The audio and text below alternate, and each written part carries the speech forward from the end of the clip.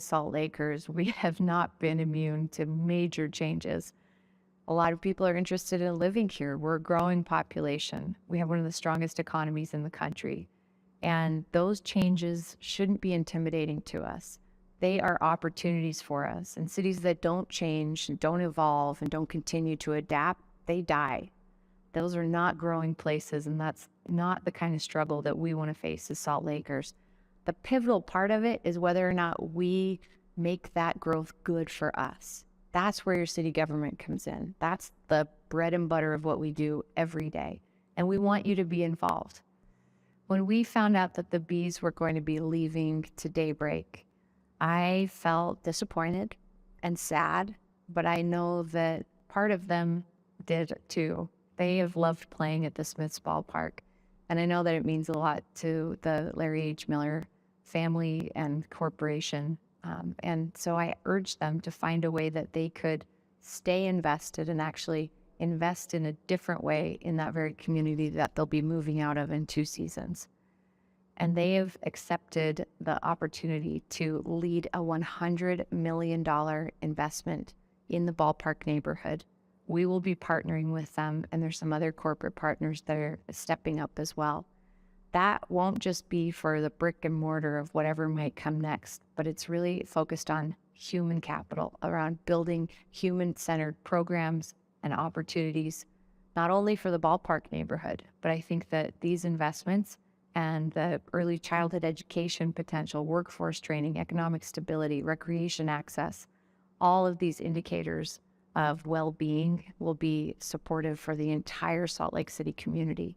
It's a tremendous investment. We've never seen this kind of human-centered investment in our city before, and I'm really grateful for the Larry H. and Gail Miller Family Foundation for stepping up. The state of the city this year is that the city is ready.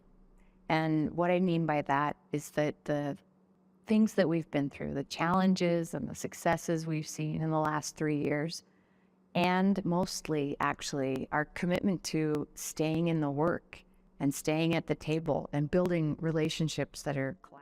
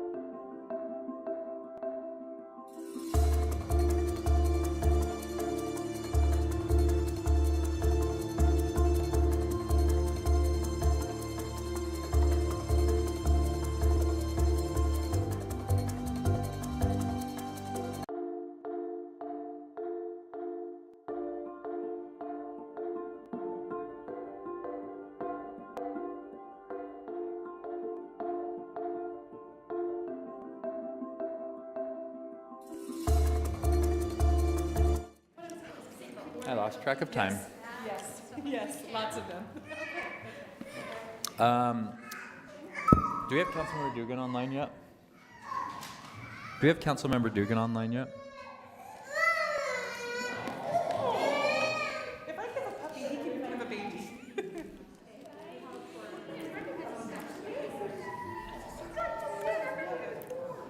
Okay. Councilmember Dugan, who was scheduled to chair the formal meeting tonight, has gone home to beat the snow. He'll be joining virtually, so I'll be... Oh, he's here. Hi, Councilmember Dugan. So I will be chairing the meeting instead. Okay, welcome to today's meeting. We continue to host hybrid meetings to keep everyone healthy and safe. Our meetings are public, and you are welcome to join us in person or by watching from the Council's agenda page, Facebook, YouTube, or SLC TV. We hope you'll continue to join us in whichever manner you feel most comfortable. If you are here to give public comment and are wearing a mask, feel free to remove it once you get called to address the Council from the podium. The first thing we are going to do is recite the Pledge of Allegiance, so if you'll stand and repeat that with me. I pledge allegiance to the flag of the United States of America and to the republic for which it stands, one nation, under God, indivisible, with liberty and justice for all. Thank you. And thanks again for everyone who is joining tonight. Before we move through the agenda, I want to mention and remind everyone of the rules of decorum, which are in place to ensure our meeting moves along well and to help everyone feel comfortable sharing their comments. A copy of the full rules of decorum are available at the door, and our staff will post the link in WebEx. So we'll move on to our next agenda item, which is item A4. Item A4 is approving the work session and formal meeting minutes of January 4th, 2023. I'll look for a motion. So move. Second. I got a motion from Councilmember Pui, and I'll say Councilmember Fowler for the second. Is there any discussion on that motion? Oh. Okay. I'll roll call. Councilmember Pui? Yes. Councilmember Fowler? Yes. Councilmember Wharton? Yes. Councilmember Petro? Yes. Councilmember Valdemoros? What item? Approving the minutes. Approving the minutes, yes. And Councilmember Dugan? I accidentally gave him the wrong link. Just a moment. Okay. I vote yes, so that's 6-0 with Councilmember Dugan absent. Let's move on to item A5. We approved a joint ceremonial resolution at our last meeting, but we need to reconsider that because there were a couple omissions. So I first need a motion to reconsider our motion from last time. How do we say that, Cindy Lou? Is that correct? Yeah. To reconsider the motion from February Yeah, 14th. Mr. Chair, so having voted on the prevailing side, I would like to, at our last meeting, I would like to recall our consideration of the resolution for Black History Month. Okay, do I have a second? Second. Okay, I have a motion from Councilmember Wharton and a second from Councilmember Pui. Any discussion to this motion? Seeing none, I'll roll call. Councilmember Wharton? Yes. Councilmember Petro? Yes. Councilmember Valdemoros? Yes. Councilmember Pui? Yes. Councilmember Fowler? Yes. And I am a yes. Do we have Councilmember Dugan? So that passes 6-0 with Councilmember Dugan absent. Now, I'll turn the time over to Councilmember Fowler to read the corrected resolution. Thank you, Mr. Chair. Excuse me. Whereas Black History Month is a time to celebrate the far-reaching contributions made by Black Americans throughout our country's history that have shaped our nation and our city for the better. And whereas the origin of Black History Month can be traced back to 1926 when Dr. Carter G. Woodson and the Association for the Study of Negro Life and History, which he co-founded, declared the second week of February Negro History Week. And whereas, expanding upon the work of Dr. Carter G. Woodson, Black History Month was first proposed by Black educators, students, and the Black United Students Group at Kent State University in 1969. And whereas in 1970, the first celebration of Black History Month took place at Kent State, and 6 years later in 1976 was recognized by President Gerald Ford urging Americans to honor the too often neglected accomplishments of Black Americans in every area of endeavor throughout our history.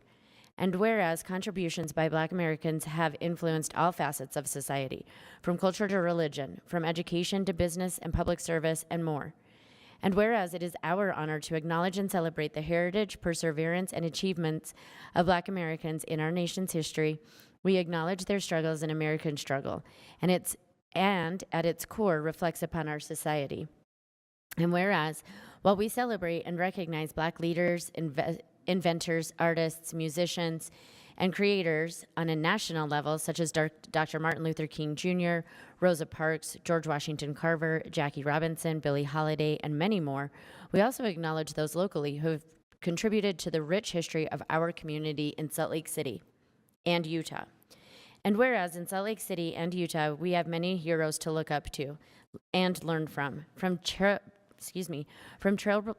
of the past like Shirley and Carl Kinsey and Betty Gillespie to advocates of today, such as Reverend France Davis, civil rights activist and Reverend of Calvary Baptist Church, retired, Janetta Williams, president of the SLC and Utah NAACP, Representative Sandra Hollins, the first Black woman elected to serve in the Utah State Legislature, Dr. Kathleen Christie, a retired educator and assistant superintendent with the Salt Lake City School District. Betty Sawyer, founder of Utah Juneteenth and Project Success Coalition. Alberta Henry, education advocate and former SLC and NAACP president. Dr. Charles Neighbors, first Black faculty member at the University of Utah and assistant dean with the Minority Affairs in the University of Utah College of Medicine.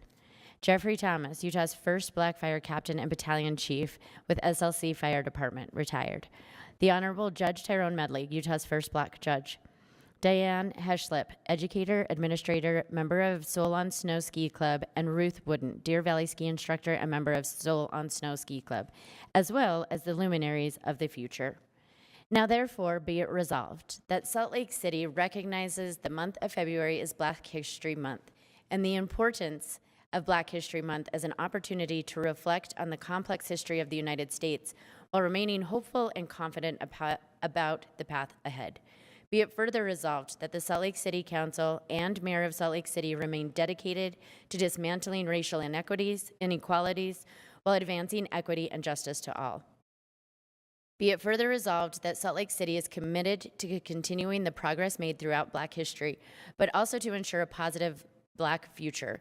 We create history every day, and if we work together to make our today better than yesterday, our tomorrow will only be that much brighter. Be it further resolved, the theme for Black History Month 2023 is Black resistance. We have the opportunity and responsibility to not only reflect on the obstacles overcome, but to also make the present a time where Black Americans equitably excel and thrive. Thank you, Councilmember Fowler. I'll look for a motion. Mr. Chair, I move that we approve the resolution. Second. We have a motion from Councilmember Wharton and a second from Councilmember Fowler. Is there any discussion to this motion? Seeing none, I will roll call. Councilmember Pui? Yes. Councilmember Fowler? Yes. Councilmember Wharton? Yes. Councilmember Petro? Yes. And Councilmember Valdemoros? Yes. Councilmember Dugan? Still not yet. And I'm a yes, so that passes 6-0 with one council member absent. We are now on to Section B of our agenda. Section B is our public hearings. The first public hearing is item B1, which is an ordinance about the Urban Forest Action Plan. Before taking public comments, I will first turn the time over to Allison Rowland, a council staff policy analyst, to give us a short introduction. Allison is here virtually. Go ahead, Allison. Thank you, Mr. Chair. So as you mentioned, this is a hearing on the proposed Urban Forest Action Plan. The plan's goal is to improve air quality and quality of life by integrating city policies on urban design with those for urban forestry. The plan would provide a long-term strategy for the urban forest, directives related to land use policy and management, a framework for decision-making among competing uses for city streets, and guidance for city planners, project reviewers, and inspectors. The action plan also outlines priorities for a future urban forest master plan. Your potential action date for this would be March 7th. Thank you, Allison. Now Taylor from our staff will be monitoring the public comments. Taylor, go ahead and start with our first comment. Thank you, Mr. Chair. There is one person registered to speak to this item. That is Alan DeVrod. Alan, you are unmuted. Okay, thank you so much. Thank you, Amy, for notifying us through your emails about this agenda item coming up. I really appreciate it. And I'm very appreciative to the council for taking up this urban forest action plan. Since about 2021, we had more notice about the crisis, the drought, and what we could do to help. I started seeing more signs about slow the flow. And don't get me wrong, I definitely support the Great Salt Lake efforts, which I was there this morning lobbying for that. What I wanted to comment about, though, is maybe an overzealousness or oversimplification of what Salt Lake citizens are supposed to do to help.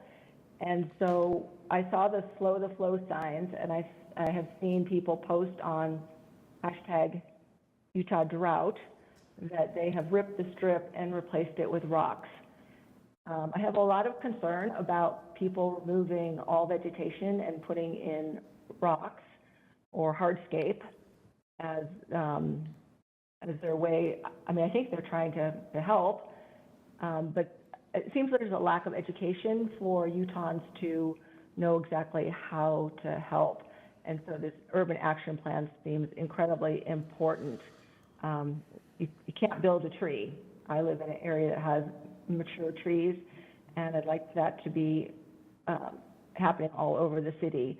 So efforts that you make to educate people and help them to understand the importance of trees and shrubs for humans, birds, pollinators, and filtering of our air. I so much appreciate that. Thank you. Thank you, Aline. Taylor, is that our last comment on the item? Yep, that was the only registered commenter. Okay, so I'll look for a motion. Mr. Chair, Yeah, Councilmember Puig. I move that the council adopt the urban forest action plan as part of Salt Lake City's general plan. Second. I have a motion from Councilmember Puig, a second from Councilmember Petro. Any discussion to that motion? I just have a question. Is it typical for us to adopt it on the same night? Or would you we always can, right? You can. Okay. Mm-hmm. Sorry. All right. So any further discussion? Seeing none, I'll roll call. Councilmember Wharton? Yes. Councilmember Fowler? Yes. Councilmember Puig? Yes. Councilmember Petro? Yes. Councilmember Valdemoros? Yes. Councilmember Dugan? Yes. And I'm a yes. That passes 7-0. We're on to item B2. Item B2 is a resolution regarding $3.5 million of one-time home ARPA grant funding. Before taking public comment, we will turn the time over to Ben Ludke, another council staff policy analyst, to give a short introduction. Hi, Ben. Go ahead. The proposed uses for these one-time funds are $530,000 to administer the program, $1.5 million for tenant-based rental assistance, and another $1.5 million to develop affordable rental housing. The U.S. Housing and Urban Development Department has a March 31st deadline for cities to submit their proposed plans in order to access the funding. The actual awards of the funding would be a later step after HUD approves the plans. Thank you, Mr. Chair. Thank you, Ben. Taylor, will you go ahead and start public comments for this item? Mr. Chair, there are two people here to speak to this item. The first will be Damon Talbot, followed by Bernie Hart. Damon, you are unmuted. Thank you. Good evening, Council. My name is Damon Talbot. I've spoke to you all before. Tonight I am here representing the Alliance House, and I had the honor of having Councilman Mano visit the clubhouse recently, and he spoke to that during the work session on this item. And we just wanted to offer our support for the amounts that are put into this plan at this point. And we look forward to applying for some of that money to establish a new housing facility for our members, including myself. I believe that housing is extremely important in the city, but especially for those that have different type of additional circumstances besides just their homelessness. So it is very valuable that we are able to have this money come to the city and use it for both housing and rental assistance. And we are completely in support of the motion. And I will give you back the time so we can get done early tonight and you all can drive home safely. Thank you. Thank you, Mr. Talbot. Bernie Hart is here in person. It's Bernie Hart who is here in person. Good evening. My name is Bernie Hart. I think we're going to make an effort to come as often as we can in support of the people that are going to be the goals or the subjects of or the focus of the funding that you're going to be doing on housing and services for the homeless in the city. And there's an element in all these plans that's just totally lacking. And it's an element that I think is essential to finding programs that help the homeless, the people that are addicted, the people who are dealing with all kinds of mental health and severe depression. Because what we're doing, from my perspective, is doing the same thing over and over and over again, and not reducing the number of homeless in Salt Lake City or the country.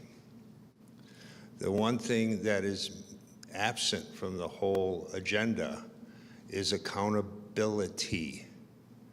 When somebody gets funding, there should be some assurance that they are actually helping transition people out of homelessness.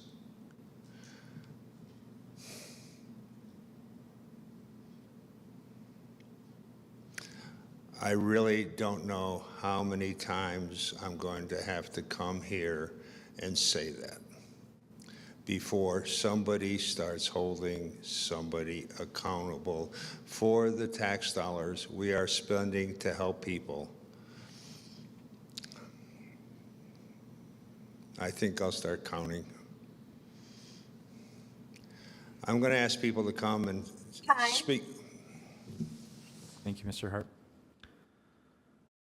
Taylor, was that our last comment? That is correct. Okay.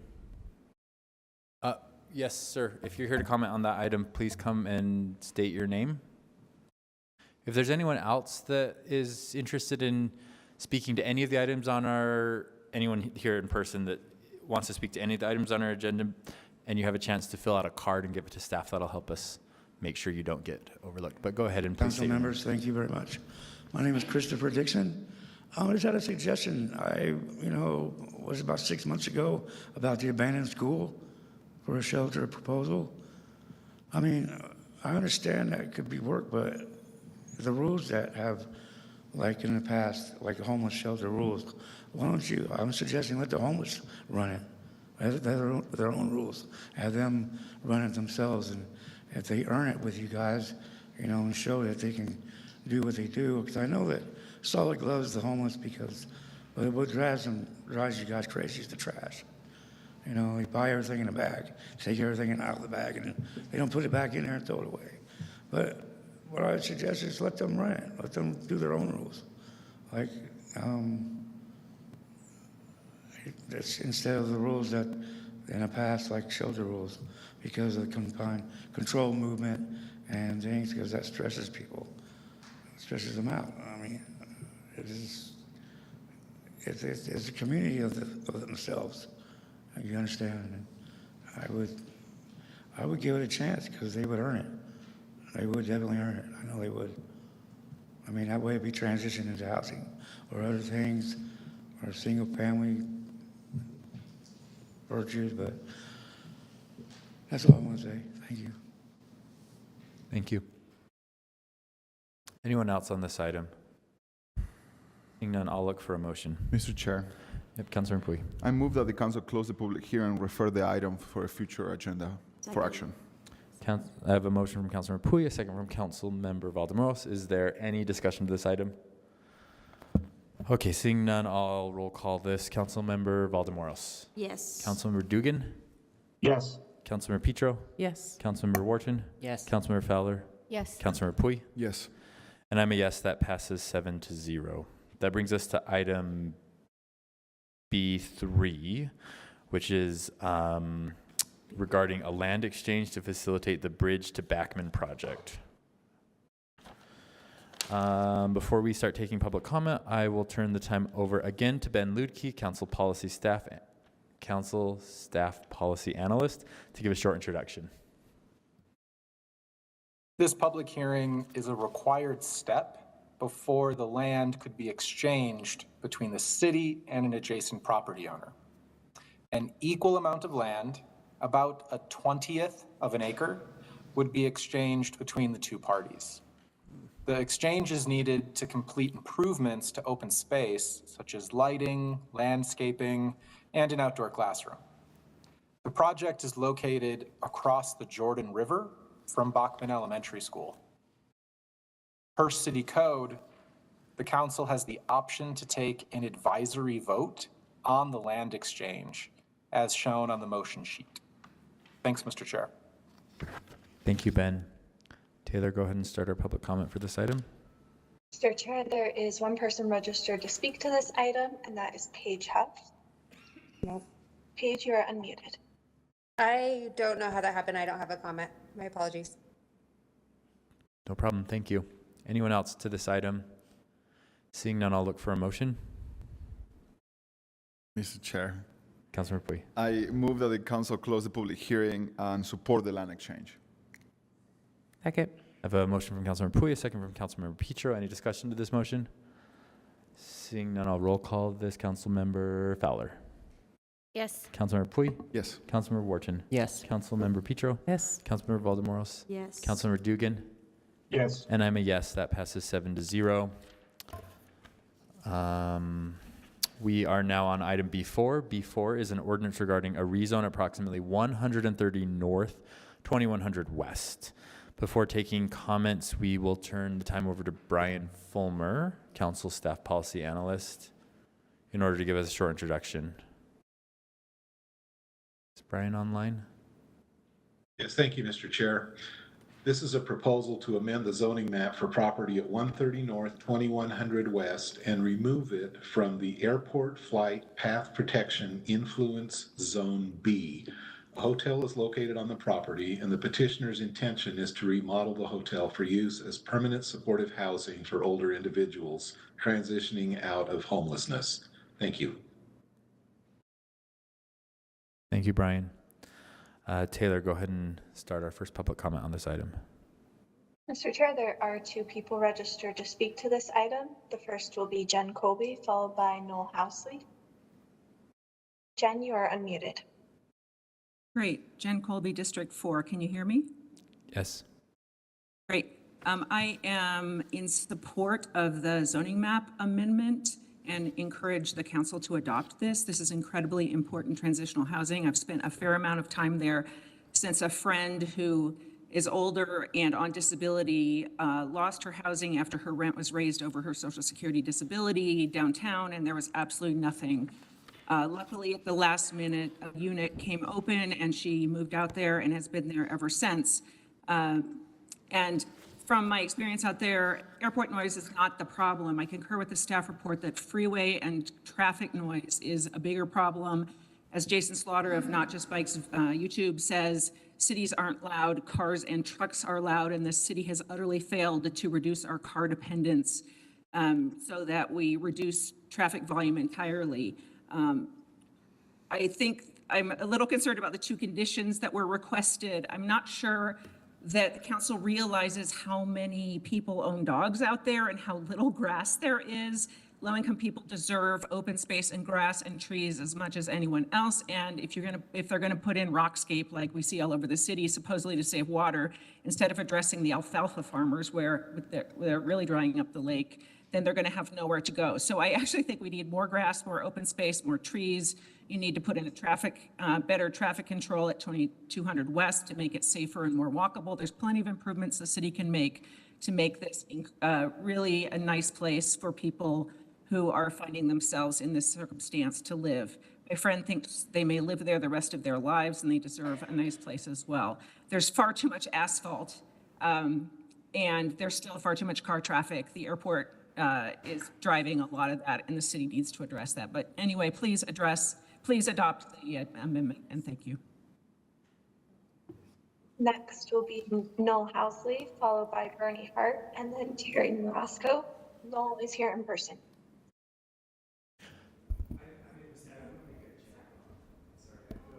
Okay, Mr. Housley would like to move his comment to a general comment period. So that I think that means Bernie Hart.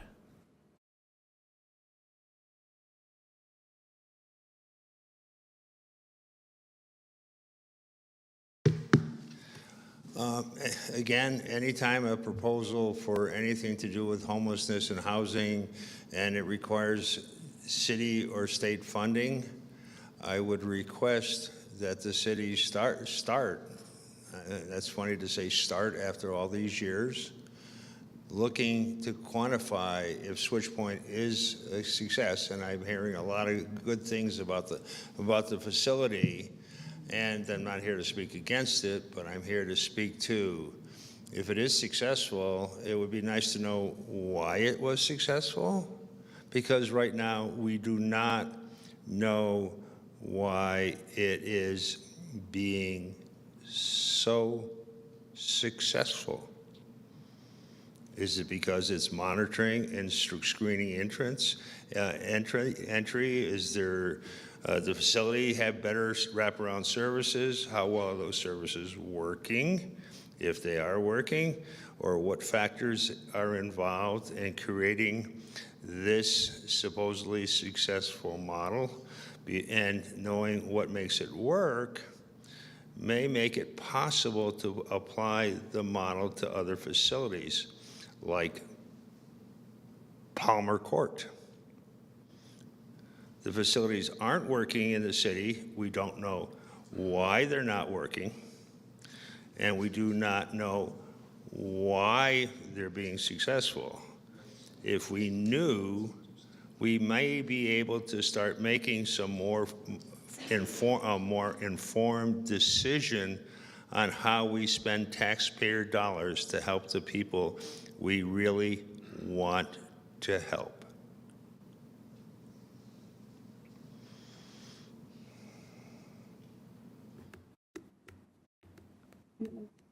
And that was the final registered commenter for this item. Thank you, Taylor. With that, I'll look for a motion. Chair, I move that the council close the public hearing and adopt the ordinance. Second. I have a motion from Councilmember Petro, a second from Councilmember Wharton. Any discussion to this item? Seeing none, I'll roll call. Councilmember Petro. Yes. Wharton. Yes. Fowler. Yes. Hui. Yes. Dugan. Yes. Valdemoros. Yes. And I'm a yes. That passes 7-0. That takes us to item B5. B5 is an ordinance about the local link study update to the 2013 Sugar House Circulation Plan. Ben Ludke is back again from Council Staff Policy Analysts to give us a short introduction. The proposed update to the 2013 Sugar House Circulation Plan has two major parts. First are 6 projects and 7 policies recommended to address transportation gaps and barriers. Second is a proposed southern locally preferred route for the S-Line streetcar, which builds upon the northern route adopted in the 2013 plan. If the council approves the update, then the study's recommendations will become part of the city's official master plans for Sugar House. Thank you. Thank you, Ben. Taylor, please start with our first comment. Mr. Chair, there are no registered commenters for this item. Okay, anyone here in person wanting to speak to this item? Seeing none, I'll look for a motion.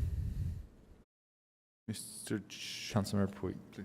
Go ahead. Mr. Chair, I move that the council close the public hearing and adopt an ordinance updating the Shore House circulation plan based on the local link study. Second. Okay, I have a motion from Councilmember Puig, a second from Councilmember Fowler. Is there any discussion to this motion? Seeing none, I'll roll call. Councilmember Fowler? Yes. Councilmember Puig? Yes. Councilmember Wharton? Yes. Petro? Yes. Valdemoros? Yes. Dugan? Yes. And I'm a yes. That passes unanimously. So we are now on section C of our agenda. I didn't skip anything, did I? Section C is potential action items.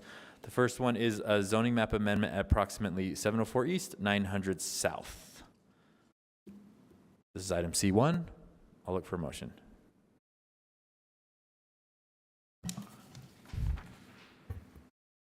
Mr. Chair, I move that the council adopt the ordinance with the requirement that the petitioner enter a development agreement with the following conditions as outlined in the ordinance. Retain the existing structure for a minimum of 50 years, for a minimum 50-year period. Maintain at least 4 legal dwelling units on the property. And dwelling units will not be rented for periods of time less than 30 consecutive days to the same individual. Second. Thank you. I have a motion from Councilmember Wharton, a second from Councilmember Puig. Is there any discussion to this motion? Seeing none, I'll roll call. Councilmember Valdemoros? No. Dugan? Yes. Councilmember Puig? Yes. Fowler? Yes. Wharton? Yes. Petro? Yes. And I'm a yes. That passes 6-1. We are now on item C2. C2 is an ordinance about the Rocky Mountain Power Rezone. I will look for a motion. Move that the council adopt the ordinance. Second. Motion from Councilmember Puig, a second from Councilmember Valdemoros. Any discussion to this item? Seeing none, I'll roll call. Councilmember Puig? Yes. Fowler? Yes. Wharton? Yes. Petro? Yes. Valdemoros? Yes. Dugan? Yes. And I'm a yes. That passes 7-0. Item C3 has been pulled from the agenda. Yeah.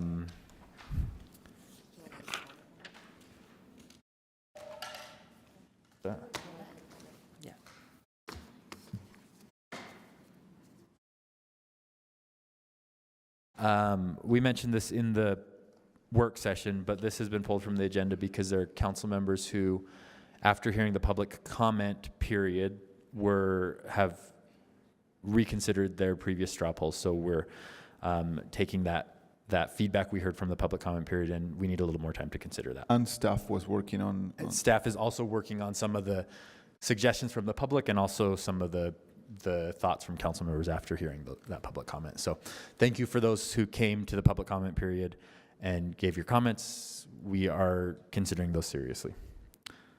So that brings us to section D. Section D is comment section. The first is D1, comments or questions to the mayor from the city council. Council members, are there any comments or questions for the mayor?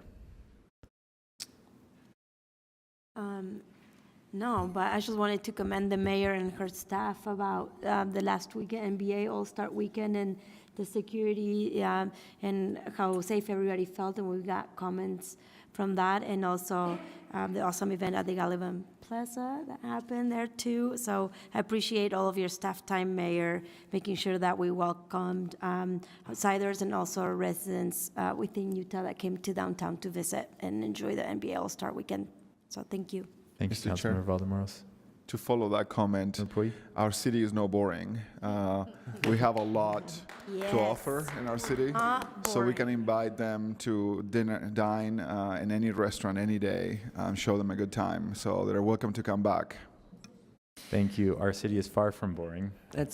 That's right, Mr. Chair. I think maybe some of those comments were informed by the people who were playing basketball a long time ago, because now that is not the case. And that was a long time in the past. These are two very seasoned basketball players who I think probably didn't get a chance to go out while they were here in Salt Lake City. Yeah, I don't think the room service is a good sample size either. Thank you. Thank you, Councilman Wharton. Mayor, do you have any responses to that? No, I think you did a great job. Thank you, Mayor Mendenhall. Yes, thank you, Salt Lake City staff for hosting the NBA All-Star Game this last weekend. Okay, we're now on Section D2. Section D2 is comments to the City Council from the public. This is also called our general comments portion of the agenda. If you would like to give public comment today, we are accepting comments in person and online via WebEx. Remind everyone again of our rules of decorum, which apply to this public comment section as well. And to help us move through our public comments, Isaac Canedo from our staff will moderate our WebEx and will message you with any questions about your registration. Staff is handling many tasks, so please limit your messages to technical issues and minimal information updates. Taylor Hill on our staff will call names of those who wish to comment based on the order of registration or received comment cards. After the 2-minute mark, the host will announce time and your microphone will be muted. If you are unable to finish your comment, please send the rest via email, mail, or call our office. Taylor, go ahead and please start with the first general comment. Thank you, Mr. Chair. It looks like there are 11 people here for general comment. The first will be Ali Gakeo, followed by Terry Marasco, and then Cindy Cromer. And Ale has left the meeting, so we'll move on to Terry Marasco, followed by Cindy Cromer, and then Christina Robb. Terry is here in person. Thank you. My name is Terry Marasco, and I'm a member of the Jordan Meadows Community Council. I've been following the North Point issue from day one. And what I'm seeing, I'm jumping ahead to when you might have to make a decision on this.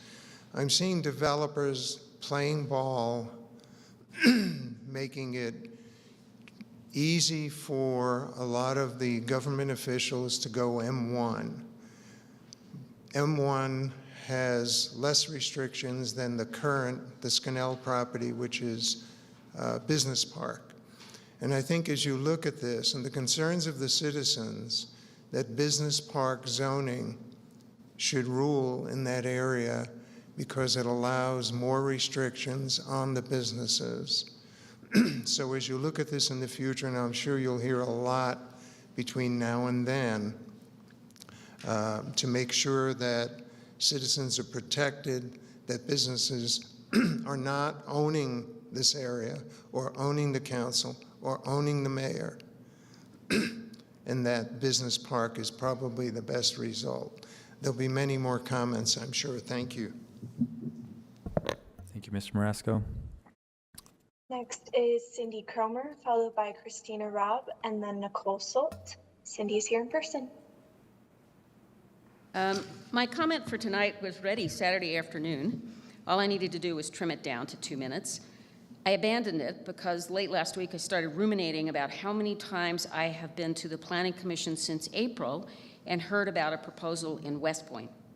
The first 2 times were accidental. I was there at the meeting for other hearings. But by October, I was committed to showing up on purpose for hearings related to West Point. So after attending 4 hearings, with a 5th one tomorrow night, I have concluded that the city's approach is misguided because no one has figured out that the Great Salt Lake is the leading actor, the main event, the big kahuna, and unfortunately, the elephant in the room. Distribution centers are irrelevant if there is so much toxic dust blowing around that people avoid the city whenever possible. We don't need a bigger airport if we no longer have the greatest snow on Earth and people are afraid to breathe here. If we don't have the greatest snow on Earth, we do not have enough water to drink. Various supporting actors are getting the attention: the inland port, the airport, the prison, the soccer complex, I-15. They are bit players if we fail to focus primarily on the health of the lake. The lake is not front and center in the city's planning. The city passes the buck to the county or whines about the state's potential intervention. There is too little coordination and collaboration between the 4 levels of government involved regarding the lake and everything around it. A couple of examples before I run out of time. The city doesn't seem to be able to do anything about the noise, air, and light pollution on 2200 West after issuing the permit for construction of a 1 million square foot warehouse space. And it is clear to me that the developers can make the current residents in North Point so miserable that they sell far sooner than they would have otherwise because the environment around them is being so degraded. Nowhere in the city is the lake more important than in West Point, but it is critical to the entire region. It is the big kahuna. Thank you, Cindy. And next will be Christina Robb, followed by Nicole Solt, and then Denise Payne. Christina's here in person. Hey, thanks for having me. And again, I want to thank you for all of the hard work and long hours you put in. Tonight, my comments are really short, more questions than comments. You might have noticed that ELPCO has not put together a stance on the ADU ordinance. And I want to be really clear that I think everyone I have spoken with supports the ordinance in theory. But one thing that we're starting to see and hear a lot of buzz about are the developers who are buying up properties in ELPCO in mass for flipping. We have one conditional use on the table right now where the owner, it is not occupied, but will be, an ADU being put on the property at the time that the residence takes place, according to the conditional permit ordinance at this point. However, this property owner owns several other properties in the location or near that are being sold at the end of the flip for $105 million. So if we're looking for affordable housing, which ELPCO $1.5 million. So we are really, really excited. I saw that. Really excited about affordable housing, and we really need that ADU ordinance to focus on affordable and safe housing for people, so ELPCO doesn't just gentrify in mass by developers and people with a lot of money. We feel like we will start to see that all over the city in places where we really don't want to see that, where low-income housing is very necessary. Thank you.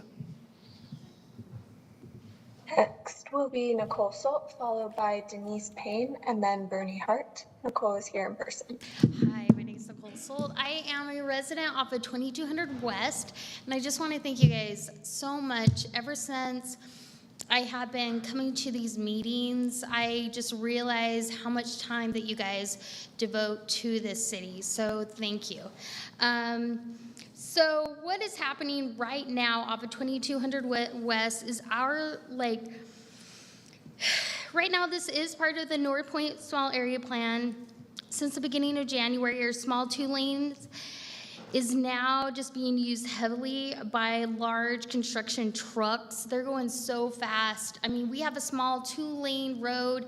You're talking about like large dump trucks and tractor trailers going both ways at high speeds. We're in a 30-mile-an-hour. I have tried to contact Salt Lake City to try to get some speeding. I emailed them. I also went through the app. I haven't gotten any kind of response since January to see if we can address at least the speeding.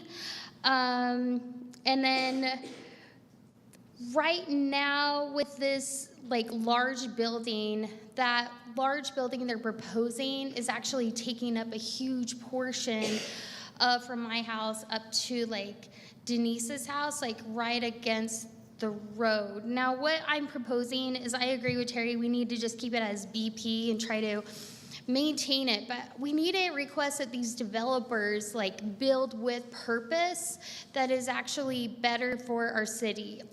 We need to start planning so Yes, we do have a shortage of buildings for small businesses, such as myself, my husband, we are small business owners here. We don't need to continuously have these large warehouses built and destroying precious land that in a year they're gonna have a for lease sign. Because if you go south of my house, that's all you see, these large, okay, goodbye. Thank you. Next will be Denise Payne, followed by Bernie Hart, and then Christopher Dixon. Denise is here in person. Mr. Chair. Yep, go ahead. Councilman. So, sorry for the minute for interrupting. If you haven't finished, I think that will be a good clarification. If someone hasn't finished their comment, they can send it to us. Yes. We do read them. Thank you. So. Yeah. I'll email you. I did what Cindy did. I tried to condense it, but it seems short until you get up there. Cindy has many years of experience of condensing comments. Sorry we are delaying this, but I'm ahead. good. It's now your turn. I've been doing this for too many years now, 4 years, I think. So my name's Denise Payne. I reiterate everything that Nicole said. I actually live on 2200 West, as she does, and 2200 West has been turned into a terrifying and dangerous road for us with all of this construction that's going on. We counted 39 semis going up and down our road in 1 hour, just going up our road to dump dirt in 1 hour. It's too dangerous to walk or ride a bike on 2200 West. They shake our homes every day, and we have to listen to Jake brakes from the trucks. The residents' quality of life has been diminished to staying in our houses and only traveling the road if absolutely necessary between 7 a.m. and 4 p.m., which is when the trucks finally stop. But then I have this huge truck going up and down the road, sweeping the street, that's killing me. As Councilman Dugan said today, that's my house. That's that guy that he was talking about that's getting smothered with dust. It's not right. I finally heard back from Keith with the Salt Lake County Health Department today after 2 weeks of sending in emails of the noise and dust pollution. And all he said to me today was, well, get ready, because now they've requested that they're going to run cement trucks 24 hours a day. And that's what they have requested from the county health department, cement trucks 24 hours a day. The city has got to step in. I know Salt Lake County takes care of the air and noise pollution, but the city has got to step in and help us. We cannot have cement trucks running up and down that road 24 hours a day, 6 days a week, and they even run on holidays. We can't live there. Our quality of life is gone. We've been living there with airport noise, and that does nothing to us. The airport is nothing. Anybody east of me, which is what we're requesting, is residential behind us. I know west is business park, that's fine, but behind us, east should be residential. There's not that much noise. Thank you for your comment. Next will be Bernie Hart, followed by Christopher Dixon, and then Brian Mensch. Bernie is here in person.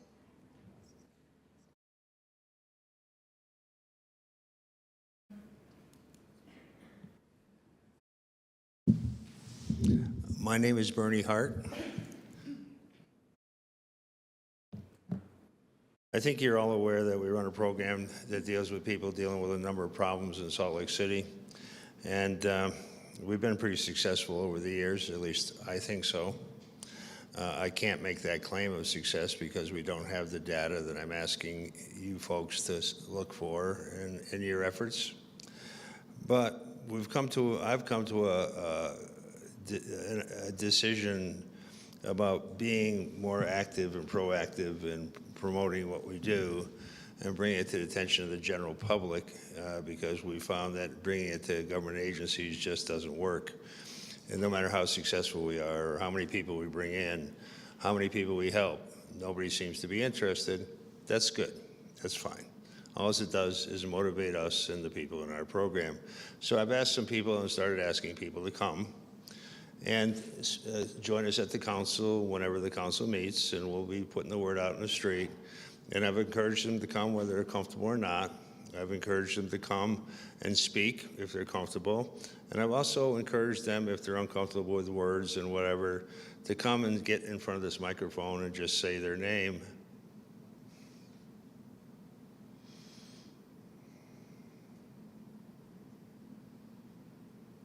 And stay quiet for a little bit. Use your 2 minutes just to show your face and show you care and show you're committed to helping your community just by showing up. Homelessness is not about homelessness. It's about despair.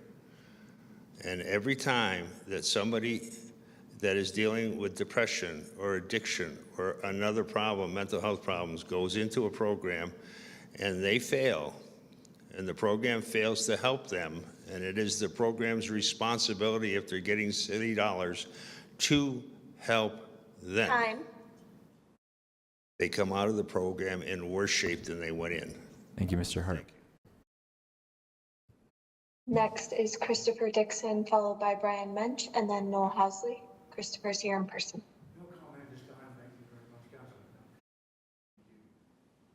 Thank you. He has said that he does not want to comment. We will move on to Brian Mensch, followed by Noel Housley, and then Robert Danielson. Brian, you are unmuted. Thank you. After countless national and international news stories, the entire literate world knows that Utah is on the verge of allowing 2.5 million people to be persistently exposed to toxic dust from a dried out lake bed of what was once the Great Salt Lake. Where that has happened elsewhere in the world, the public health consequences have been disastrous. But the toxic dust public health disaster is already unfolding at North Point from construction activity and diesel exhaust, and no one's doing anything about it. That same toxic dust may soon be generated in Parley's Canyon in the valley's east side.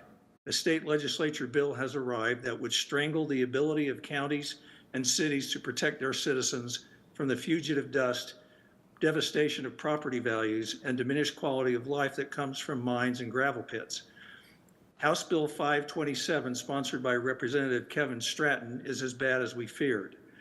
The immediate effect would be to unleash bulldozers in Parley's Canyon, shredding 632 acres of forest watershed and turning all that into toxic dust that will rain down the canyon in perpetuity. Salt Lake Council members have more influence than average citizens. Here's my request. Contact the DAQ and ask why nothing is being done to protect the residents of North Point right now. Your first obligation is to protect existing residents, not the profit of developers. You should contact the legislature and the governor's office and tell them HB 527 must never get out of committee and must never ever see the light of day in any future session. And if it still passes, commit every resource necessary to fight it in court. For many city residents, the future of toxic dust is already here, and much more is on the way, even if we save the Great Salt Lake. Thank you.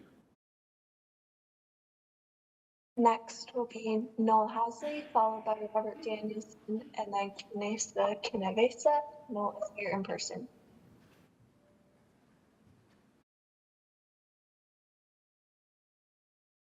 Hi, my name is Nate Housley. I'm in District 5. I'm an organizer with Save Our Great Salt Lake, and I'm here also to speak to the issue, the proposed upzone at North Point. I am here to ask you to put a pause on that proposed upzoning from the residential zone to light manufacturing. I'm sympathetic to the residents who live next to the ongoing construction. And I'd also like to echo some of the comments made by Cindy and by Brian Mensch. We need a comprehensive look at the environmental impacts that would come with that kind of upzoning and the building of a warehouse district. We need to make sure, this is such a sensitive area, it's very close to the wetlands that birds depend on. Birds are already currently under great amounts of strain as their food supply is starting to die off. Brine flies, the population of brine flies have already started to die. Brine shrimp population is currently endangered due to the salinity of the lake. So we're facing a very, very serious environmental problem right next to this area where developers want to build warehouses, and we need to pause that upzone so we can do a very thorough review of the impacts on that area. This kind of touches on a larger issue as well, which is that, as we're asking agricultural communities to conserve water, and in some cases to give up their water rights, they're looking to cities and they're seeing development continue without even slowing down. And what motivation will they have to, to work to conserve as they see development using the water that they're sending downstream? Thank you very much. Thank you for your comment. Next will be Robert Danielson, followed by Christina Knasiva, and then Tony Lambert.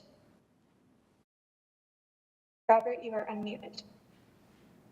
I'm going to go ahead and wait till next week. Thank you.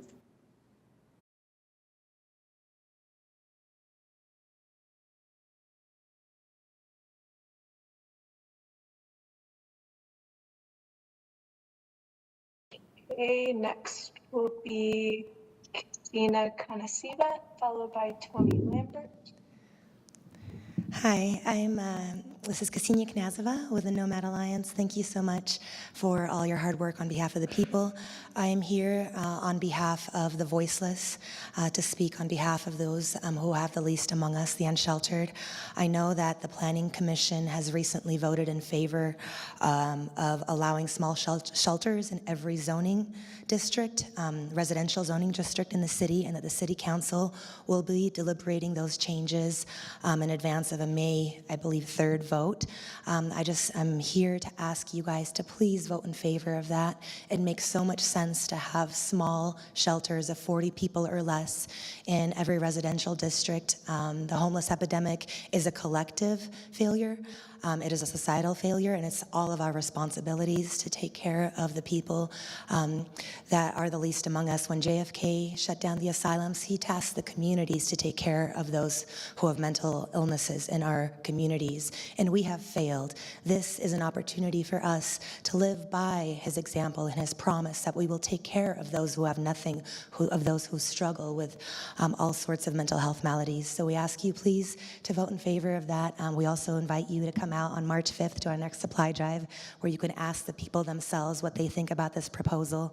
It makes sense to disperse the responsibility to every neighborhood rather than putting huge shelters in just one location.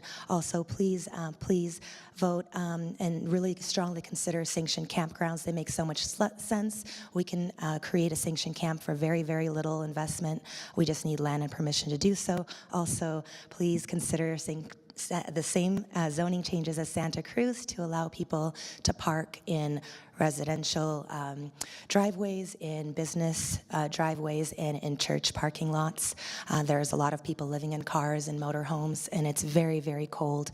There's a big snowstorm brewing. You guys probably had a hard time driving here. Imagine the people that are sleeping out there in the cold. So thank you very, very much. Appreciate you.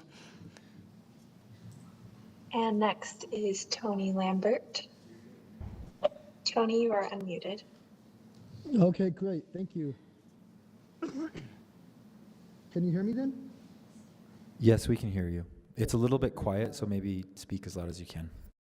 Okay, great. I myself am out on the streets, and I'm homeless. We need to do something different, you guys. It's gotten really bad. I know we're making small efforts here. We got the Other Side Village coming up and stuff, but the streets are bad right now. We need to clean it up because our city's changing a lot. I've been here about 30 years, and it's changed a lot. I think sanctioned campgrounds are definitely a good idea. Like Colorado is doing sanctioned campgrounds, and it's really successful. I really think we need to consider that as a solution, a temporary solution, because like Ksenia said, we can do it quickly and we can do it for little money. I don't understand 40-person shelters. I don't understand the structure of that. But that's probably a good idea too. Just we have to do something. It's really cold. And one thing leads to another. There's a lot of violence and unnecessary police activity. It's gotten really bad, you guys. Please help us. I'm serious. Like, we need help. We don't know what else to do.